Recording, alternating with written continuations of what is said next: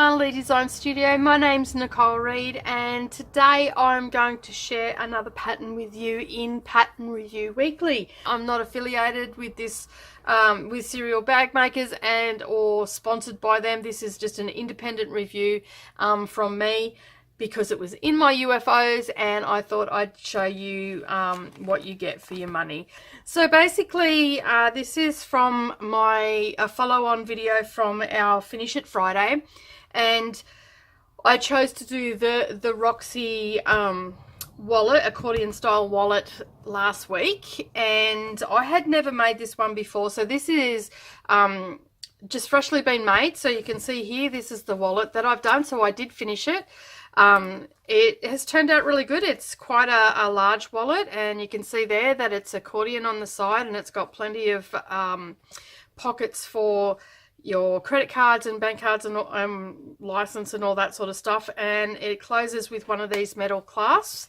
I did make a couple of errors on it through possibly using the wrong type of glue, and you can see it's come through on the front of the fabric, but I'm hoping that it might be that it's still just a little bit wet. So I only put it on last night, and yeah, so I'm hoping that it's just a little bit wet and that it'll dry up, because you can't see it over on this side here.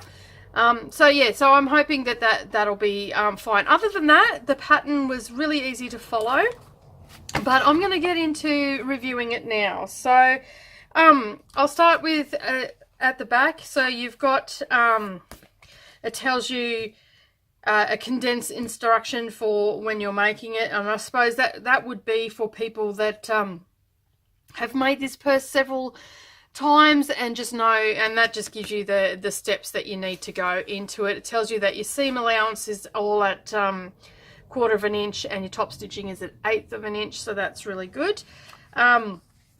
You've got 7 pages of pattern pieces, but you don't really need to print them off, except for the one that has the for the pleats on the side of the purse. So other than that, it's just rectangles that you're cutting, and you do have the cutting measurements there for it. So the only bit that you need to use for a template is this side panel here.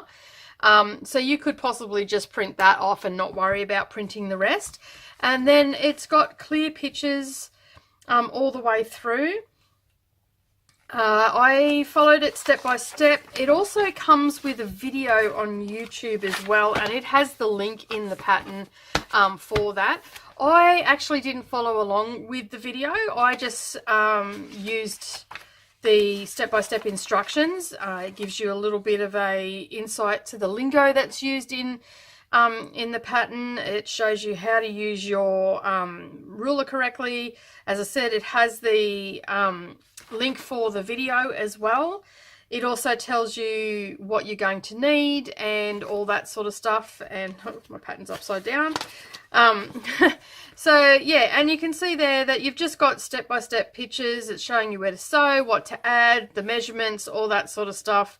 I will say that the way that they did the zipper tabs was a little bit different. I'd never seen that before done like that, so that was quite interesting.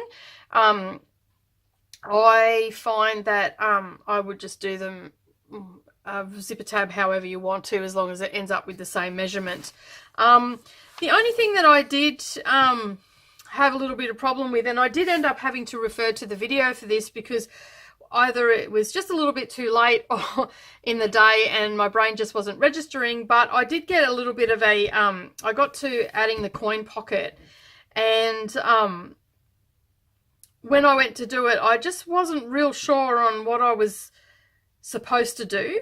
So I ended up having to refer to the video. And once I seen the video, I'm like, oh, okay, that makes much more sense now. But I did sort of have a little bit of a, like a little bit of a hiccup when I got to that point. Okay, so would I say that this is a advanced pattern? Probably not. I would say it was an intermediate. The designer actually makes a suggestion that you sew a couple of wallets before you tackle this one. So something along, they recommend their Rosy pattern, which is very similar to the Diva pattern. Very much the same sort of wallet. It actually has the same bar clasp and all the rest of it, except it doesn't have the accordion, so it actually lays flat. If you haven't made a wallet before, I would suggest that you go ahead and make the Rosie that they recommend from the same pattern designer, and or the Diva wallet. I know that Crafty Gemini has the Diva wallet for $15, and it comes with her instructional videos as well. I think it was $15. You'd have to go and check out her website, which is craftygemini.com, and she'll have it there.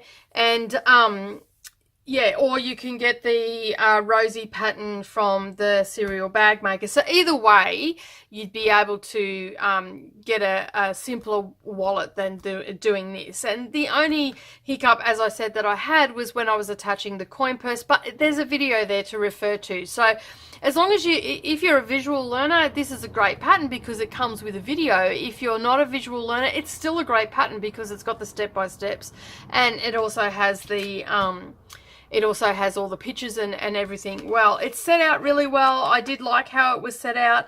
The pictures were very clear. You know, there's a couple of little tips that she had in the video that because I've subsequently watched the video, just you know, using zigzag in places and stuff like that because it flattens it down. It's a self-binding pattern as well, which is good. It was new to me. I'd never done one like that before, so that was quite interesting. So I did learn something from it, but I definitely would say it was intermediate to advanced pattern for wallet making. More closer to the intermediate than the advanced. So if you've, as I said, if you've done a couple of wallets before, you definitely would be able to follow along with this. So I hope you really enjoyed this little review that I've done on the Roxy accordion style wallet and clutch. As I said, you should get in there and have a go at it. I think you'll really enjoy it. I did enjoy it. It took me about 2 hours to make. Now, I already had it cut out from previously because this was one of my UFOs. And the only reason it took me 2 hours is because I had the kids here and they kept coming in and I was helping them with their homework and stuff like that. But if I was to sit down and make this from low to go, I'd say 2 hours, 2.5 hours with cutting as well. There's not a lot of interfacing in this one. If you've never made one before, it's a great pattern to follow along with. So I'd probably give this pattern, I'd say 7 out of 10, and I will leave all the information you need to where to find this pattern. As I said earlier in the video, I'm not affiliated with this with Serial Bagmakers and or sponsored by them. This is just an independent review from me, because it was in my UFOs and I thought I'd show you what you get for your money. I'll link up everything down below this video, and that way you'll know where to find it and how much it is. If you like this video today, give us a thumbs up down below. Hit that subscribe button and the little bell icon beside it, and that way you won't miss out on any future posts. My name's Nicole Reid for Darvanalee Design Studio, and this is Pattern Review Weekly. Bye for now.